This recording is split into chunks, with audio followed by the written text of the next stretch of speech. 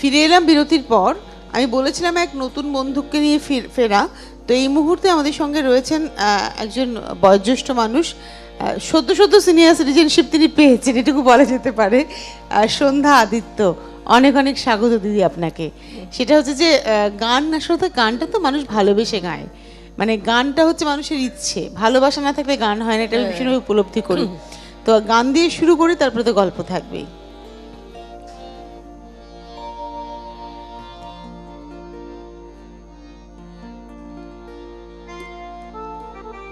আমি সন্ধ্যা মালতি বন ছায়া অঞ্চলে, আমি সন্ধ্যা মালতি বন ছায়া অঞ্চলে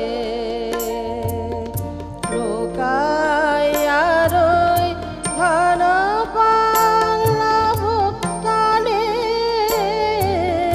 বন ছায়া অঞ্চলে আমি সন্ধ্যা মালতি বন ছায়া অঞ্চলে।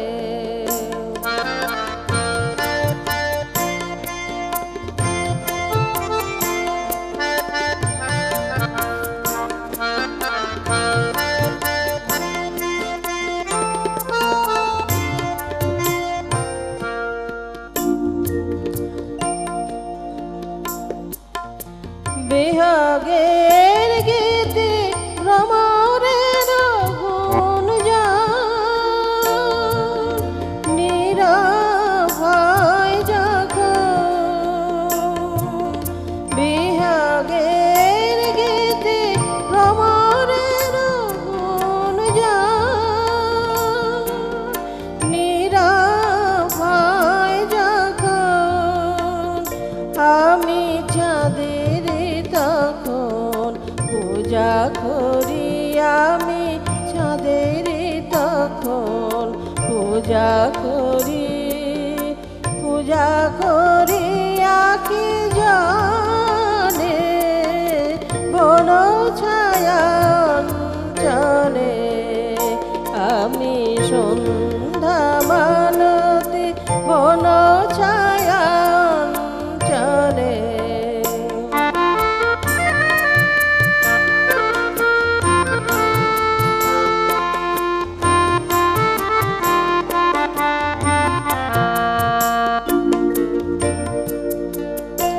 আমি লোকাইয়া কাঁদি বনে, সকল তনা মনের কথায় জনমে হলো না বলা।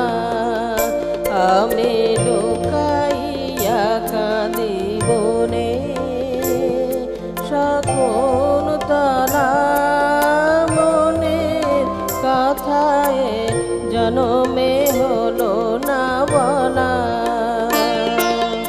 গভীর নিশীথে বন ঝিলের সুরে ডাকে দূর বন্ধুরে। গভীর নিশীথে বন ঝিলের সুরে ডাকে দূর বন্ধুরে। ঝরে পড়ি আমি, ঝরে পড়ি, ঝরে পড়ি যাবে প্রভাতে সবার হৃদয় মুকুল কোলে বন ছায়া অঞ্চলে।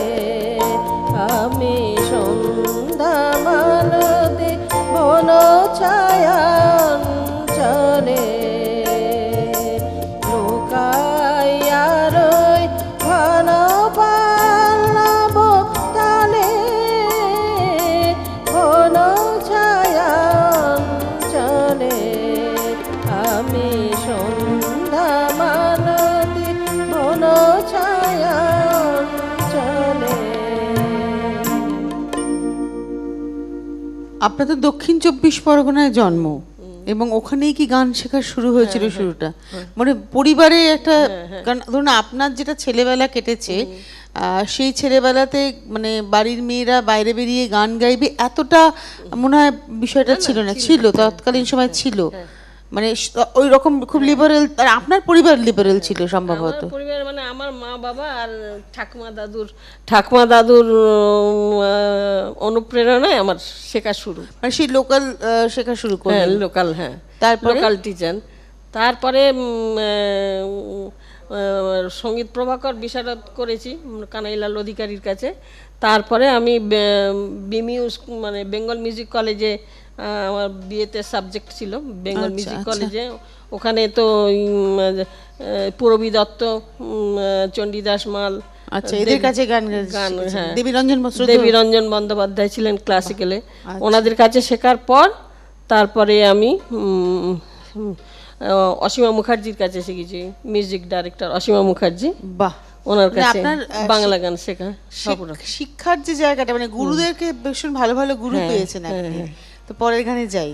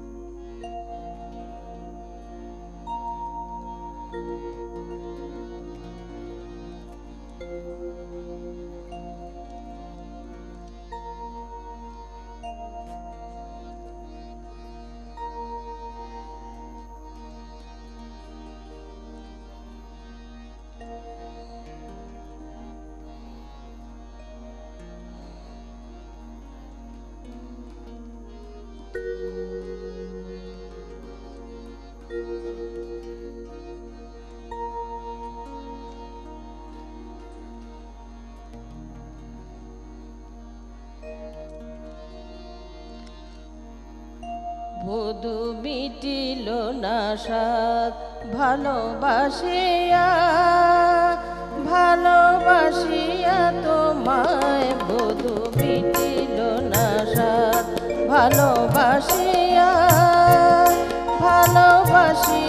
তোমায়, বধূ মিটিল না সাথ ভালোবাসিয়া।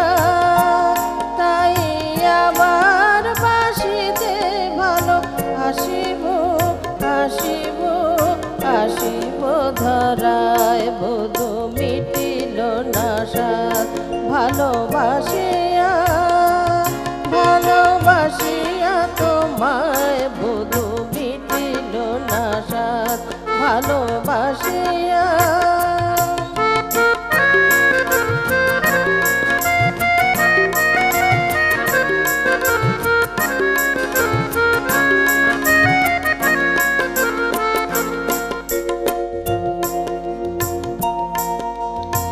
আবার বিরহে তব কাঁদিব আমি, আবার প্রণয় ডোরে বাঁধিব। আবার বিরহে তব কাঁদিব আমি, আবার প্রণয় ডোরে বাঁধিব। শুধু নিমেষের তারে আঁখি দুটি ভোরে তোমারে রে ঝরে যাব অবেলায়, ভালোবাসিয়া তোমায়, বধূ মিটিল না সাথ ভালোবাসিয়া।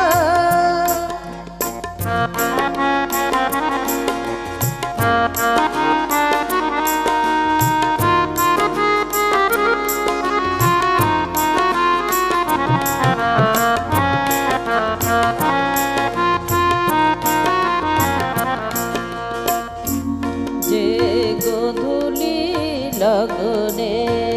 গধূলি লগনে নববধূ হয় নারী, সেই গধূলি লগনে বধূ দিল মোরে, দিল কেরু শাড়ি যে গধূলি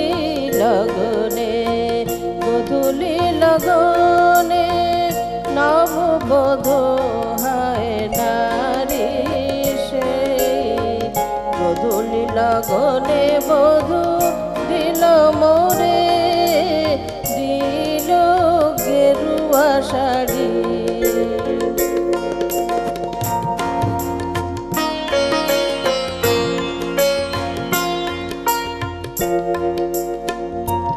বধূ আমার বিরহ তব গানে সুর হয়ে কাঁদে প্রাণে প্রাণে বধূ আমার বিরহ তব গানে সুর হয়ে কাঁদে প্রাণে প্রাণে রাখি নিজের গোপনে সজল নয়নে সকলের প্রেম নিয়ে দিন তব পায় ভালোবাসিয়া তোমায় বধূ মিটিল না সাথ ভালোবাসিয়া তাই আবার বাসিতে ভালো আসিব ধরায় বধূ মিটিল না সাথ ভালোবাসিয়া তোমায় বধূ মিটিল না সাথ ভালোবাসিয়া। পড়াশোনা শেষ করে কি বিয়ে, মানে গ্রাজুয়েশন কমপ্লিট করে বিয়ে হলো? তার আগেই বিয়ে হয়ে গেছে। গ্রাজুয়েশনের আগেই বিয়ে হয়েছে। তো পরিবারের থেকে সহযোগিতা পেয়েছেন? মানে শ্বশুরবাড়ির জয়েন্ট ফ্যামিলিতে নিশ্চয়ই বিয়ে হয়েছিল, তৎকালীন যুগে সহযোগিতা পেয়েছিলেন? শ্বশুরবাড়ি থেকেই আমি অসীমা মুখার্জির কাছে শিখেছি। আচ্ছা, মানে শ্বশুরবাড়ি কি শ্রীরামপুরে? হ্যাঁ, শ্রীরামপুর। মানে সেই বিয়ের পর থেকে মাহেশেই রয়েছেন? মাহেশের রথ, মাহেশের রথ ওই কাছেই একদম। বাহ, তো আমরা পরের গানে যাই।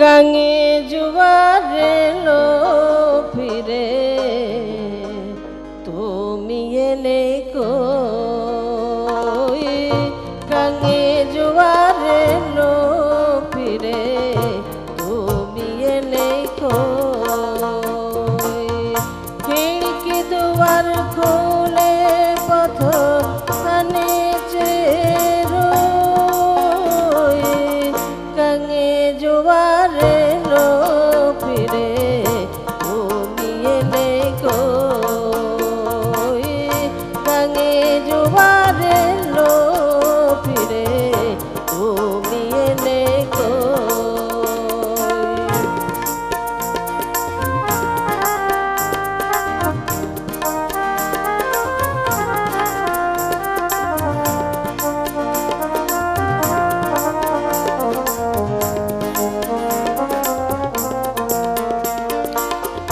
কালো জামের ডালের ফাঁকে আমায় দেখে কোকিল ডাকে কালো জামের ডালের ফাঁকে আমায় দেখে কোকিল ডাকে আজও কেন যায় না দেখা আজও কেন যায় না দেখা তোমার নায়ের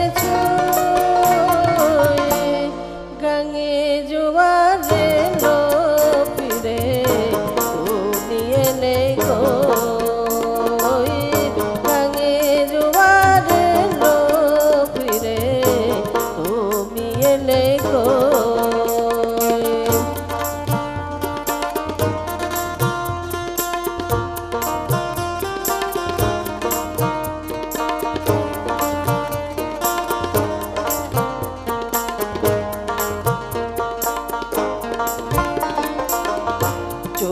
বেঁধে আজ সেজে গুজে বিদিম জ্বালাই সাজে ঠাকুর ঝিরা মুচকি হাসে আমি মরি লাজে চুল বেঁধে আজ সেজে গুজে বিদিম জ্বালাই সাজে ঠাকুর ঝিরা মুচকি হাসে আমি মরি লাজে বাদলা রাতে বৃষ্টি ঝরে মন যে আমার কেমন করে বাদলা রাতে বৃষ্টি ঝরে মন যে আমার কেমন করে আমার চোখের জলে বন্ধু আমার চোখের জলে বন্ধু মাঠ করে কই গঙ্গে জোয়ারে লো ফিরে তুমি এলে কই গঙ্গে জোয়ারে লো ফিরে তুমি এলে কই খিড়কি দুয়ার খুলে পথ পানে চেয়ে গঙ্গে জোয়ারে লো ফিরে তুমি এলে কই গঙ্গে জোয়ারে লো ফিরে তুমি এলে কই। এই গানের মধ্যে না এই জায়গাটা রয়েছে না, খিড়কি দুয়ার খুলে পথ পানে চেয়ে রই, এই জায়গাটা একটা অসম্ভব একটা সুরের চলন আছে। আমার এই জায়গাটা পার্টিকুলারলি ভীষণ আমাকে আকৃষ্ট করে, খুব ভালো লাগে। খুব ভালো লাগে এই জায়গাটায়। আর আমরা তো কাজী নজরুল ইসলামের গান শুনি, এত ভার্সেটাইল, এত বেশি তার মানে বহুমুখী প্রতিভা, যেটাকে আমরা গানের মাধ্যমে পুরোপুরি মানে তাকে আস্বাদন করার চেষ্টা করি। তো আজকে এসছেন সন্ধ্যা আদিত্য, শ্রীরামপুর মাহেশের বাসিন্দা। শ্রীরামপুরের মানুষেরা নিশ্চয়ই শুনছেন, তার পরিবার পরিজন তো শুনছেনই। তো ছোটবেলা থেকে গানের জগতেই তিনি ছিলেন এবং আজকে গানের মধ্যে দিয়ে তার অবসর সময়ও কাটানো। আপনি কি পুরোপুরি গৃহবধূ ছিলেন নাকি না চাকরি বাকরি করেছেন? না, চাকরি বাকরি করি। গৃহবধূ ছিলেন, তার মানে আপনার সংসারটাও খুব সুন্দর করেছে চালাতে পেরেছেন, যে গান জানেন বলে, তাই তো? মানে অবসর সময় গান গাইতেন বরাবরই, এখনো গান? তো বাড়িতে তো এখন ধরুন, এখন তো একটা বয়সে পৌঁছে গেছেন, বাড়ির পরিবার পরিজন সন্তান তো রয়েছে, সবকিছু সামলেই করতে হয়, করি। মানে এখন তো কাজকর্মের চাপটা অনেক কম নিশ্চয়ই, তো গানের দিকে কি পুরোপুরি সময় দিয়েছেন? না, পুরোপুরি সময় না, সবটা এবার মানে গানও করি, আবার সংসারও সামলাতে হয়, সবই। মানে পরিবারে কে কে আছেন আপনার? পরিবারে ছেলে বউ আছে, নাতনি আছে ছোট্ট, আচ্ছা, আর আমরা দুজন। তো তাদের মানে নাতনিকে নিয়ে গান নিয়ে বসেন? নাতনির ইন্টারেস্ট আছে? নাতনি, হ্যাঁ, ইন্টারেস্ট আছে। মানে এখন ঠাকুমা গান গাইছে, তো নিশ্চয়ই নাতনিও শুনছে এই মুহূর্তে। তো আমার মনে হয় ওকে তৈরি করার দায়িত্ব আপনার। তো যাই, আপনার শেষ গান শুনতে শুনতে আমাদের ব্রেকে যাওয়ার সময় হয়ে যাবে।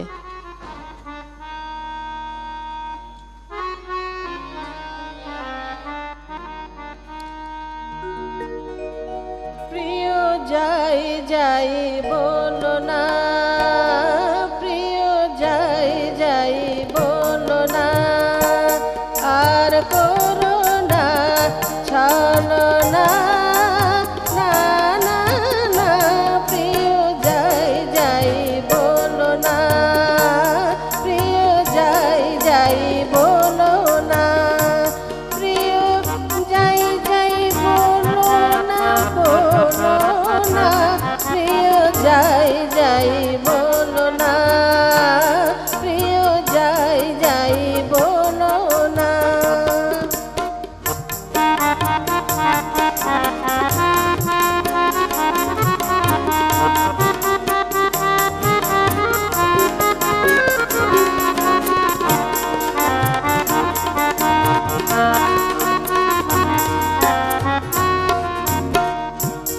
আজ মুকুলি কাহিয়া মাঝে না বলা যত কথা বাজে, আজ মুকুলি কাহিয়া মাঝে না বলা যত কথা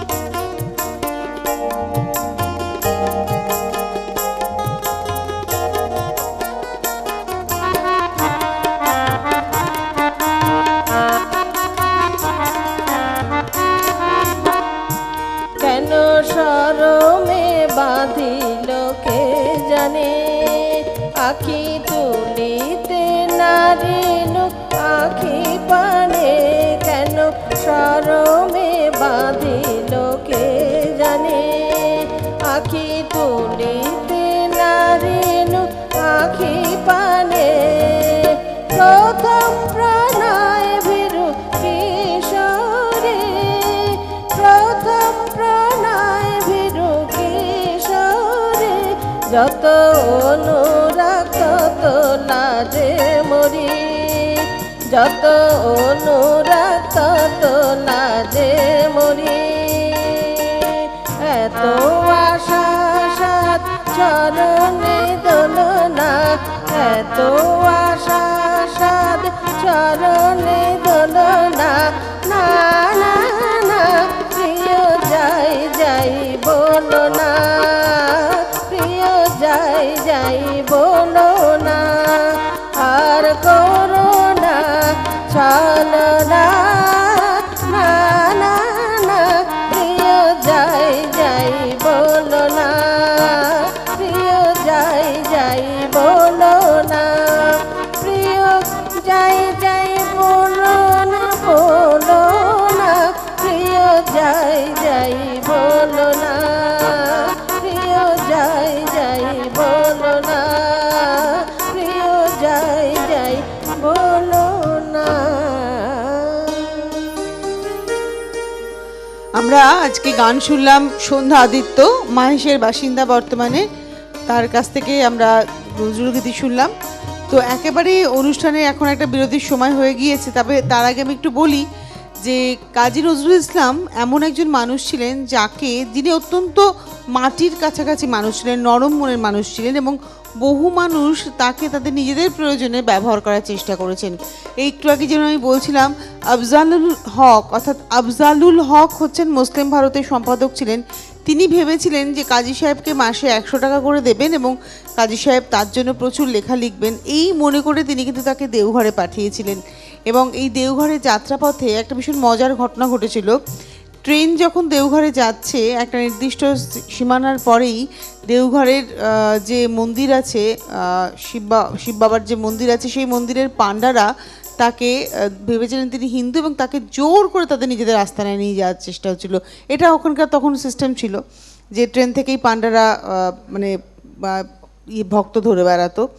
তো কাজী সাহেব অনেক করে বোঝাচ্ছেন আমি হিন্দু নই, আমি মুসলমান, কিছুতেই কাজী পাণ্ডারা বলছেন আপনি মিথ্যা কথা বলছেন বলে পাণ্ডারা জোর করছেন। তখন কাজী সাহেব নিরুপায় হয়ে তাদের কাছে নিজেকে সঁপে দিলেন। এবার পাণ্ডারা তাকে তার আস্তানায় নিয়ে গেল বলে এবার প্রস্তুত হন পুজোর জন্য। কাজী সাহেব করলেন কি, ব্যাগের থেকে তার ওই সেই শেরওয়ানি বার করলেন, এবং করাচি থেকে তিনি কিনেছিলেন একটা উঁচু টুপি। যখন ইয়েতে ছিলেন, সেই উঁচু একটা টুপি পরতে যখন শুরু করলেন, তখন পাণ্ডারা উপলব্ধি করলেন যে তারা ভুল করেছেন, সত্যি সত্যি কাজী সাহেব মুসলমান। তখন তারা তার কাছে অত্যন্ত ক্ষমা চাইলেন, চেয়ে বলেন আপনাকে কোথায় পৌঁছে দেবো। তখনকালীন যুগে তো এরকম বারবার ট্রেন ছিল না, তখন কাজী সাহেব তাদের বললেন যে আমাকে রাজেন্দ্রনারায়ণ বসুর বাড়িতে পৌঁছে দিন। তো তখন তার রাজেন্দ্রনারায়ণ বসুর পুত্র মনীশচন্দ্র বসু তখন বেঁচে এবং তিনি ওখানে ছিলেন। তখন তার তত্ত্বাবধানে কাছাকাছি একটা স্যানিটেরিয়াম, সেখানে তিনি বাড়ি ভাড়া নেন। শীতকাল নাগাদ ছিল। তো এতটাই মজার মানুষ ছিলেন, তিনি যখন দেখলেন যে কিছুতেই এদেরকে বোঝানো যাচ্ছে না, তখন সঁপেই দিলেন। যখন বলা হলো যে এবার পুজো দিতে যাবেন, প্রস্তুত হন, তখন তিনি তার নিজের পোশাকটা পরতে শুরু করলেন। তো এরকমই মজার মানুষ ছিলেন, এতটাই ডাউন টু আর্থ ছিলেন, কিন্তু তাকে অনেকেই অনেক রকমভাবে ব্যবহার করার চেষ্টা করেছেন। আপনাকে অনেক ধন্যবাদ এতটা সময় আমাদের দেওয়ার জন্য। আবার দেখা হতে পারে, শুভেচ্ছা রইল। আর এখন নিয়ে নিচ্ছে একটা বিরতির উপরান্তে আবার দেখা হচ্ছে আপনাদের সঙ্গে, পায়েলকে সঙ্গে নিয়ে ফেরা।